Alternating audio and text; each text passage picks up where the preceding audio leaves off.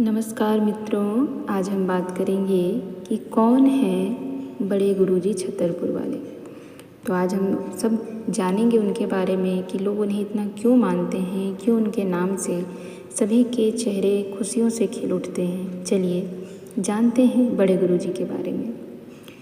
बड़े गुरुजी का नाम निर्मल सिंह भी है, जिन्हें लोग गुरुजी के नाम से जानते हैं। उनका असली नाम है निर्मल सिंह, जिन्हें उनके अनुयायी लोकप्रिय रूप से गुरुजी कहते हैं।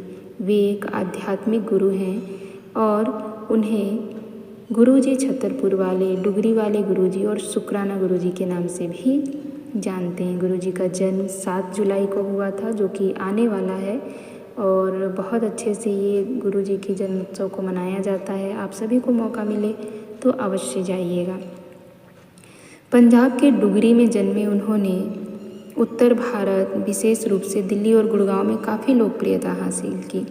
1990 के दशक में उन्होंने दिल्ली के छतरपुर क्षेत्र में एक शिव मंदिर की स्थापना की, जिसे उनके अनुयायी बड़ा मंदिर कहते हैं, और अब यह उनका समाधि स्थल है। उनकी शिक्षाओं में सभी धर्मों की एकता, आंतरिक मौन और संगत सभाओं और लंगर के माध्यम से निस्वार्थ सेवा करने पर जोर दिया जाता है। बड़े गुरुजी ने जो शिव मंदिर की स्थापना की है, कहते हैं कि वह शिव मंदिर बहुत मुश्किल से बन पाया, क्योंकि जल्दी से वो बन नहीं पा रहा था, क्योंकि वह शिवलिंग जो है वो अंदर से खाली है। जैसे बाकी शिवलिंग होती है वो पूरी तरह से पत्थरों से बनाई जाती है या उसे सीमेंटेड बनाई जाती है, लेकिन यह आप देखेंगे जब अंदर से, तो वो अंदर से खोखला है और बाहर से वो शिवलिंग का रूप है। कहते हैं कि उसे बनाने में सभी इंजीनियर परेशान हो गए थे, तब गुरुजी ने उसको अपने हाथों का स्पर्श करके उन्होंने अपनी शक्तियों द्वारा उसे स्थापित करवाया है। तो बहुत चमत्कारी जगह है वो भी। आप सभी को जब भी जगह मिले या जब भी आपको ऐसा लगे कि वहाँ जाना चाहिए, तो अवश्य एक बार जाइए और एक बार घूम के आइए अपने समय के अनुसार। गुरुजी ऐसा नहीं है कि वो पहले से ही इन चीज़ों में थे या पहले ही उन्होंने ये सोच लिया था कि उन्हें कोई आध्यात्मिक यात्रा पर ही जानी है। गुरुजी ने अपनी जो जीवन है वो हम सभी की तरह आम जीवन ही जिया है। उनका जन्म 7 जुलाई 1952 को पंजाब के डुगरी गांव में हुआ था। अपनी युवा अवस्था में उन्होंने दूसरी डुगरी स्थित संत सेवादास के डेरे में काफ़ी समय बिताया। उनके अनुयायियों के अनुसार बचपन में उन्होंने चमत्कारिक शक्तियाँ प्रदर्शित की, जैसे कि कथित तौर पर सहपाठियों की दबातों को स्पर्श से भर देना और बंद कमरों से निकलकर डेरे जाना। ये दावे उनके प्रारंभिक जीवन से जुड़ी भक्ति में जीवन का हिस्सा है। हालांकि इसकी स्वतंत्र रूप से पुष्टि नहीं होती, लेकिन कहते हैं कि जब गुरुजी स्कूल में थे, क्योंकि गुरुदेव ने स्कूल भी पढ़ी है, उन्होंने एमए किया है, उन्होंने बहुत अच्छे से अपनी डिग्रियां ली हैं, पढ़ाई की है, लेकिन स्कूल के दौरान कहते हैं कि जो खाली दवात के डब्बे होते थे उसको गुरुदेव अपने स्पर्श से भर देते थे, या कभी उन्हें बंद कमरे में बंद कर दिया जाए तो वो बंद कमरे से निकलकर अपने डेरे पे पहुंच जाते थे। तो इस तरह की बहुत सी चमत्कारी घटनाएं उनके साथ जुड़ी हैं, ऐसा उनके साथ रहने वाले लोगों ने बताया है। हालांकि उनकी आध्यात्मिक प्रवृत्ति बचपन से ही थी। सिंह ने अपने पिता की इच्छाओं को पूरा करने के लिए औपचारिक शिक्षा प्राप्त की। वे उच्च शिक्षा के लिए मलेरकोटला चले गए, जहां उन्होंने अंततः अंग्रेजी और अर्थशास्त्र दोनों में कला स्नातकोत्तर की उपाधि प्राप्त की। 1975 में उन्होंने आध्यात्मिक जीवन जीने के लिए घर छोड़ दिया और पंजाब भर के विभिन्न परिचितों के साथ कुछ समय के लिए रहे। वे थोड़े समय के लिए धर्मनिरपेक्ष रोजगार में वापस लौटे और पंजाब स्कूल शिक्षा बोर्ड में लिपिकीय सहायक के रूप में शामिल हुए, क्योंकि जब व्यक्ति जन्म लेता है तो उसके साथ पूरा समाज जुड़ा होता है, उसका परिवार जुड़ा होता है। तो गुरुजी ने भी यही उदाहरण दिया कि हमें समाज के साथ जुड़कर चलना है और माता पिता की इच्छाओं का भी ध्यान रखना है। इसीलिए उन्होंने पढ़ाई भी की, नौकरी भी की और उसके बाद उन्होंने अपनी यात्रा शुरू की। जबकि उनकी रुचि बचपन से ही रही है, फिर भी उन्होंने माता पिता की भी इच्छाओं का ध्यान रखा। एक आध्यात्मिक गुरु के रूप में गुरुजी ने सभी धर्मों की एकता पर जोर दिया, प्रेम, करुणा और मानव सेवा पर ध्यान केंद्रित किया। उन्होंने अपने अनुयायियों को भौतिकवाद और आध्यात्मिकता के बीच संतुलन बनाए रखने की सलाह दी। धीरे धीरे उनकी कथित चमत्कारी शक्तियों, जिसे आस्था से उपचार भी शामिल है, की खबर पूरे पंजाब में फैल गई और लोग अपनी समस्याओं का समाधान पाने के लिए उनके पास आने लगे।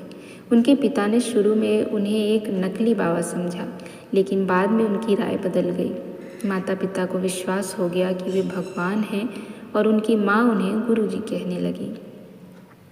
वह चंडीगढ़, पंचकुला, दिल्ली, मुंबई और जालंधर सहित कई स्थानों पर रहे। 1990 के दशक में उन्होंने दिल्ली के छतरपुर के भट्टी माइंस क्षेत्र में शिव मंदिर का निर्माण कराया। बाद में उनके अनुयायी के बीच यह संरचना बड़ा मंदिर के नाम से प्रसिद्ध हो गया। 1997 में वह नई दिल्ली में MG रोड पर स्थित एम्पायर एस्टेट कॉलोनी में एक घर में रहने लगे, जो उनकी अनिवासी भारतीय भक्त सुधा आहूजा के स्वामित्व में था। उनके भक्त अब इस घर को छोटा मंदिर कहते हैं। कभी कभी वह जालंधर की डिफेंस कॉलोनी में भी एक घर में रहते थे और अक्सर दिल्ली और जालंधर के बीच यात्रा करते थे। 2002 में वह एम्पायर स्टेट वाले घर में बस गए और 2007 में अपनी मृत्यु तक वहीं रहे। गुरुजी प्रतिदिन संगत आयोजित करते थे, जिसमें ध्यान, सत्संग, गुरुबानी और शब्द, भजन का पाठ और लंगर शामिल थे।